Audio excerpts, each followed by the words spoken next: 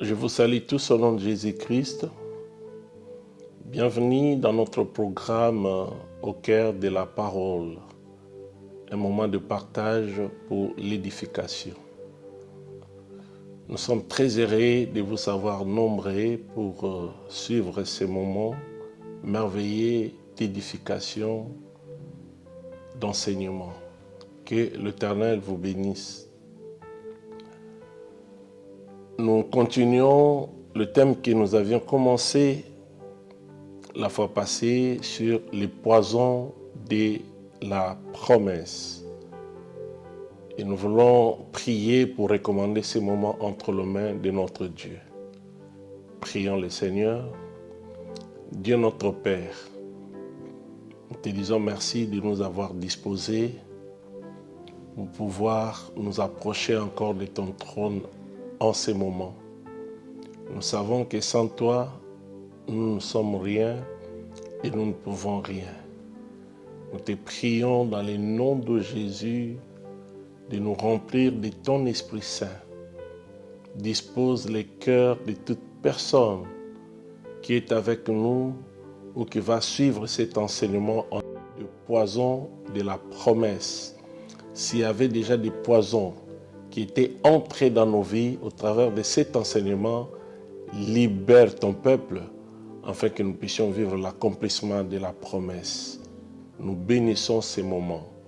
Au nom de Jésus-Christ, notre Seigneur et Sauveur, nous avons ainsi prié et nous disons Amen. Oui, je disais que nous sommes là chaque samedi de 19h à 20h pour notre moment de partage dénommé Au cœur de la parole. Si vous avez manqué un rendez-vous, vous pouvez nous suivre dans notre chaîne YouTube Langabeti Ministries. Là, vous trouverez les enseignements pour votre édification. Que le Seigneur vous bénisse. Nous avions commencé le samedi dernier notre 4e sous-thème dénommé les poisons de la promesse. Là, nous sommes dans le livre de Genèse chapitre 17 verset 1 où l'Éternel s'adresse à son ami et serviteur Abraham. J'avais dit que c'était pour la première fois où Dieu a fait asseoir Abraham pour l'expliquer. Parce que ça faisait 24 ans que Dieu a commencé sa collaboration avec Abraham, mais la promesse n'était toujours pas accomplie. Et Dieu voulait dire à son serviteur, ce n'est pas à cause de moi, parce que je suis fidèle, je suis puissant, je suis capable d'amener la promesse à l'accomplissement. Si l'accomplissement de la promesse n'arrive pas, ce n'est pas à cause de moi, mais à cause de toi. Sûrement, tu ne marches pas bien devant moi. Il lui dit, marche devant ma face et sois intègre. Ça, c'est le verset que nous avions développé. Alors, je ne peux pas recommencer tout ce qu'on a vu le samedi dernier, mais nous voulons continuer. Nous sommes arrivés à notre deuxième point. Le deuxième point, nous sommes en train de voir ces points qui nous parlent de notre thème, les poisons de la promesse divine. Et j'avais dit qu'il existe un poison plus efficace, susceptible de retarder, même de faire échouer la promesse divine. Et ce poison est l'homme de la promesse lui-même. Vous pouvez être le propre sorcier de votre vie, l'assassin de votre propre promesse. Cela ne signifie pas que Dieu a peur de vous. Seulement la première chose que Dieu honore dans l'homme, c'est sa liberté. Dieu a créé l'homme libre pour les différencier des arbres et des animaux. Ce sont des choses qu'on avait vues. Alors, j'avais parlé déjà de deux premiers points qui peut empoisonner la promesse. Le premier point, donc point A, c'était le péché. Là, on a dit que la main de l'Éternel n'est pas trop courte pour nous toucher. Ses oreilles ne sont pas attentives, mais ce sont nos crimes, ce sont nos péchés qui empêchent l'Éternel de nous toucher. À cause du péché, l'Éternel s'éloigne. Et deuxième point, on avait parlé de division, les divisions et troubles. J'avais dit que dans la famille d'Abraham, il y avait des divisions et des troubles. Parce que la famille d'Abraham était victime de nombreuses incompréhensions, dont 3 étaient majeures. Querelle entre le berger qui risquait de solder au conflit d'Abraham et Lot, querelle entre Sarah et Agar, querelle entre Abraham et Sarah. Si vous voulez avoir des détails, référez-vous dans notre enseignement des samedi dernier, vous verrez tous les détails. Alors nous sommes arrivés au troisième point, point C. Nous sommes en train de parler de ce qui peut empoisonner la promesse. Troisième chose, au point C qui peut empoisonner la promesse, la confiance vis-à-vis des hommes. Bien-aimés dans le Seigneur, Abraham avait reçu la promesse de la part de Dieu, mais Abraham avait plus confiance aux hommes. La confiance vis-à-vis des hommes, c'est aussi un poison de l'accomplissement de la promesse. Abraham avait fait confiance aux hommes comme Pharaon. Dans Genèse chapitre 20, verset 1 à 2, Abraham dit à sa femme Sarah, « Là où nous allons, ne dis pas que tu es ma femme, dis que tu es ma sœur, pour que je sois conservé dans la vie, pour qu'on ne puisse pas me tuer. » Et quand ils sont allés là-bas, la chose qu'Abraham avait dit, « Je serai bien traité à cause de toi. » Il avait confiance aux hommes au point que il dit à sa femme, si tu dis, toi tu dis à Pharaon que tu es ma sœur, je serai bien traité à cause de toi. Abraham ne connaissait pas très bien les cœurs des hommes. Sarah, d'abord, continue avec Abraham. Mais la Bible dit, il est resté peu de temps qu'une autre personne puisse prendre Sarah comme femme. Et ça, c'est la parole de Pharaon. Mais la personne qui voulait prendre Sarah comme femme, c'était lui-même Pharaon. Heureusement que Dieu a intervenu. Donc, nous devons être prudents vis-à-vis des hommes. Si nous avons la promesse, même dans notre entourage, les gens ne seront pas d'accord. Les gens ne seront pas pour nous. Mais nous devons être prudents. Gardez secrètement la promesse que vous avez reçue de Dieu. Marchez avec vigilance. Fixez toujours les regards à l'Éternel qui a donné la promesse. Et c'est comme ça que la promesse s'accomplira. Si vous commencez à parler à tous de votre promesse, ça va susciter des jaloux.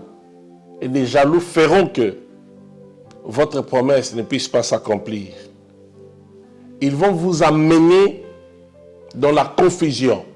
J'avais dit que les hommes ne sont pas capables à empêcher Dieu d'accomplir la promesse. Mais les jaloux sont capables d'embrouiller votre vie pour que vous-même, vous ne soyez plus en confiance avec Dieu.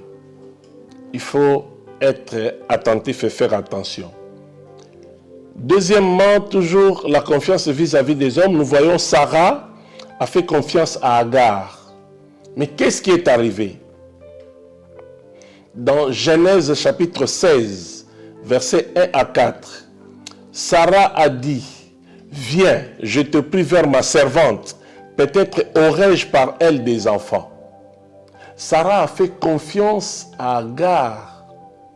Il a dit à son mari, viens, je te prie, vers ma servante, peut-être aurai-je par elle des enfants. Par la confiance que Sarah avait envers Agar, elle croyait avoir un enfant, Sarah avoir un enfant par Agar. Parce qu'Agar était l'esclave de Sarah. À cette époque-là, si vous avez un esclave et que l'esclave commence à avoir des enfants, étant esclave, les enfants conçus, les enfants qui sont nés dans l'esclavagisme, sont automatiquement les enfants de maître ou de la maîtresse. Donc Sarah croyait que ça allait être ainsi aussi pour Agar. C'est pourquoi elle a permis à son mari d'aller vers Agar. Mais quand Agar a remarqué qu'elle était tombée enceinte, elle a changé sa façon de vivre, sa façon de considérer Sarah. Elle a commencé à considérer Sarah comme sa rivale, non plus comme sa maîtresse. Nous devons être prudents, bien-aimés, avec les gens qui nous entourent, la confiance vis-à-vis des hommes. La Bible dit dans Jérémie chapitre 17, versets 5 à 8, « Maudit soit celui qui se confie en l'homme. Maudit soit celui qui se confie en l'homme. » La meilleure personne à se confier, c'est l'Éternel. Quand vous vous confiez en l'Éternel, même si vous dites que j'avais tué, pécheresse, on l'a amené vers Jésus. Tous les Juifs voulaient lapider cette femme. Jésus n'est pas pour le péché. Jésus n'était pas pour le péché. Mais Jésus a protégé cette femme. Qui parmi vous n'a pas encore péché? Celui qui n'a pas commis de péché commence à jeter le premier la pierre sur cette femme. Et tous étaient partis parce qu'ils se sont reconnus pécheurs. Ils sont partis. Ils ont laissé la femme seule. Jésus avait courbé sa tête. Quand Jésus se relève, quand il regarde la femme, il a vu que la femme était toute seule. Tous étaient partis. Personne ne l'avait condamné. Bien-aimés, si nous nous confions en Dieu, nous ne serons pas condamnés, mais nous serons pardonnés. Nous serons reçus. Ayons plus confiance en Dieu. Faisons plus confiance en Dieu qu'aux hommes. Notez bien, Dieu croise les bras, attendant que tous les hommes sur qui nous comptons échouent ou nous déçoivent pour que lui nous aide quand nous sommes, plutôt quand nous nous retournerons vers lui. Quand vous vous confiez à quelqu'un, Dieu regarde de loin et il croise les bras. Mais si la personne vers qui tu te confies te déçoit et que tu reviens à l'Éternel, il sera prêt à t'accueillir. Il ne rejette pas celui qui vient à lui. Cela peut prendre du temps. Dans le cas de Sarah, cela a pris plus de 14 ans. Depuis que Sarah avait fait confiance à Agar. Déçus par Agar, ils sont revenus à l'Éternel. 14 ans après, Dieu a donné Isaac.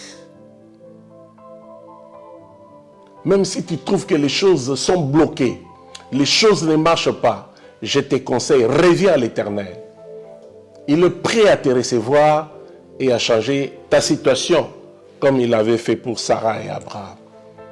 Amen. Que Dieu soit loué. Quatrième chose Quatrième poison de la promesse divine, la précipitation. Bien-aimés, ne soyons pas pressés dans la vie. La précipitation, c'est vraiment un poison terrible. Un poison pour l'accomplissement de la promesse. Écoutez ce que je veux vous dire, bien-aimés dans le Seigneur.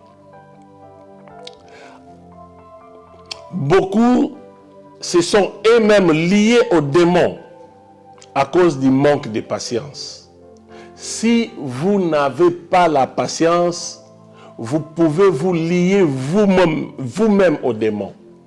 Vous pouvez chercher ou ouvrir une porte pour que les démons entrent et détruisent votre vie. Attention, bien-aimés dans le Seigneur. Manque de patience, c'est vraiment une porte ouverte au diable. Manque de patience, c'est un poison qui détruit la promesse de Dieu dans nos vies. Abraham était lié en concubinage avec Agar, qui devait être sous ses pieds. Agar était son esclave. Mais à cause de la précipitation, Agar est devenue la femme d'Abraham. C'est bizarre, hein? Il y en a qui ont épousé des sorciers comme ça, par précipitation. Il y en a qui ont consulté les féticheurs et les magiciens et qui se voient aujourd'hui bloqués. C'est-à-dire que leurs promesses ne s'accomplissent pas. Parce que ils sont en relation avec des sorciers.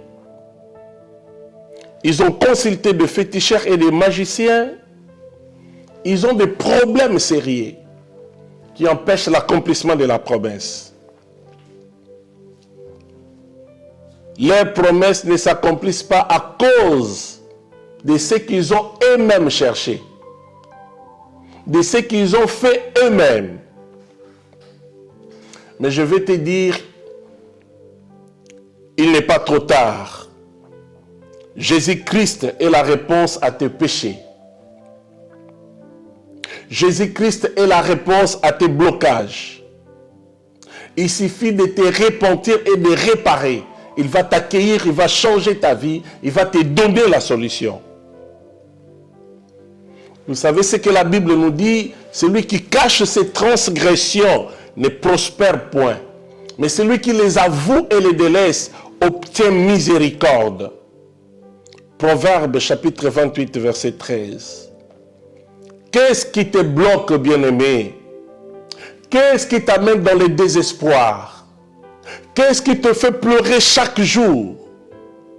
Quel est ce poison qui a détruit la promesse de Dieu dans ta vie? Est-ce le péché? Les divisions? Les troubles? La précipitation? Confiance vis-à-vis des hommes? Quel est ton problème? Mais écoutez la parole de Dieu. J'ai une bonne nouvelle pour vous ce soir. La Bible dit, si donc le Fils vous a franchi, vous serez réellement libre. C'est encore possible que votre promesse puisse s'accomplir. Jésus est encore vivant. Il est plein d'amour. Je le vois comme quelqu'un qui a ouvert ses deux bras pour attendre quiconque reviendra vers lui. Venez à moi, vous tous qui êtes chargés et fatigués, je vous donnerai du repos. Vous n'avez plus confiance, vous n'avez plus d'espoir. Vous ne pensez plus à l'accomplissement de la promesse de votre vie. Votre vie ne s'arrêtera pas là où vous êtes aujourd'hui. Il faut que la promesse puisse s'accomplir.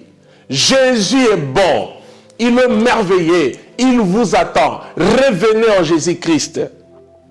Vous êtes la fille de la promesse. Vous êtes le fils de la promesse. Quel que soit ce que vous avez fait, C'est encore possible que le Seigneur vous accueille. Repentez-vous donc et convertissez-vous pour que vos péchés soient effacés, afin que des temps de rafraîchissement viennent de la part du Seigneur et qu'il envoie celui qui vous a été destiné, Jésus-Christ. Les poisons de la promesse. Notre Dieu est plus grand que le péché. Il pardonne quel que soit le péché. Il suffit tout simplement de reconnaître son état et de revenir vers lui. Tu te sens bloqué, mais c'est toi-même le poison. Arrête cette relation. Abandonne ce que tu fais et le Seigneur t'accueillera. Les souhaits de Dieu, ce n'est pas qu'il soit traité menteur. Il n'est pas menteur. Il n'a pas menti à Abraham. Il a fini par accomplir la promesse. Isaac est réellement né. Il ne te mentira pas. La promesse que tu as reçue de la part de Dieu finira par s'accomplir. Mais répands-toi. Que Dieu te bénisse. Que Dieu bénisse sa parole au nom de Jésus. Amen. Ce soir, je vais prier avec vous pour que le Seigneur vous aide, que le Seigneur vous libère de ces péchés qui vous accablent, qui fait que vous vivez maintenant dans le désespoir. La promesse s'accomplira certainement. Prions, bien-aimés dans le Seigneur. Comme je l'avais dit tout à l'heure, la Bible dit, celui qui cache ses transgressions ne prospère point. Mais celui qui les avoue et les délaisse obtient miséricorde. Approche-toi de l'Éternel tel que tu es et commence à prier pour ta vie. Dis, Seigneur, pardonne-moi. Je reconnais que je suis fautif. Si la promesse tarde à s'accomplir, ce n'est pas à cause de toi. Toi, tu es capable, tu es omnipotent, tu es El Shaddai, mais c'est à cause de moi. Je suis infidèle, pardonne-moi. Prions au nom de Jésus. Père éternel, nous venons à toi ce soir, demander pardon. Tu viens de nous parler. Nous avons compris que toi, tu es capable d'accomplir toutes les promesses que tu nous donnes. Mais si l'accomplissement de la promesse tarde, ce n'est pas à cause de toi, mais c'est à cause de moi. C'est à cause de nous. Pardonne-nous, Seigneur. Pardonne-nous. Nous venons à toi reconnaître notre état de pécheur et prendre la décision d'abandonner le péché. Au nom de Jésus, que le sang de la nouvelle alliance lave chacun de nous. Car tu es l'agneau de Dieu qui ôte le péché. Commence à ôter le péché dans nos vies. Dans le nom de Jésus-Christ, notre Seigneur et Sauveur. Nous avons ainsi prié. Alléluia. Bien-aimé, tu vas prier maintenant encore avec moi. Tu dis, Seigneur, restaure-moi. Restaure-moi et conduis-moi. Il a dit à Abraham, marche devant ma face et sois intègre. Il te le dit encore ce soir. Marche devant ma face et sois intègre. Dis, Seigneur, restaure-moi et je vais marcher avec toi. Prions. Nous nous approchons encore de toi, Seigneur, ce soir. Nous voulons marcher avec toi. Restaure-nous. Si tu as averti Abraham, cela a produit des fruits. Nous croyons que cet avertissement, c'est aussi pour nous. Nous prenons la décision de marcher avec toi, de marcher dans la crainte de Dieu, de te suivre, toi seul, le véritable, pour que tu puisses amener la promesse que tu nous as donnée à l'accomplissement. Au nom de Jésus-Christ. Père, je te recommande ton peuple. Que ta gloire descende dans la vie de chaque personne qui est en train de suivre cet enseignement. Que la puissance du péché soit brisée et s'éloigne dans le nom de Jésus. Toi qui nous aimes, toi qui chaque matin renouvelles ton amour et ta bonté envers nous, nous croyons que tu nous as reçus, tu nous as restaurés. Merci, car désormais nous allons marcher avec toi pour vivre l'accomplissement de nos promesses. Bénis ta parole dans nos vies. Bénis chacun de nous. Au nom de Jésus, nous avons ainsi prié et nous disons merci Seigneur Jésus-Christ. Amen. Gloire au Seigneur. Est-ce qu'on peut acclamer l'Éternel? On acclame Dieu. Il est merveilleux. Gloire à notre Dieu. Voilà, bien-aimés, nous continuons notre programme chaque samedi de 19h à 20h dans notre chaîne YouTube Langabeti Ministries. Ne manquez pas. Abonnez-vous, comme ça, chaque fois, vous recevrez des notifications. Que l'Éternel vous bénisse. À la prochaine. Au revoir.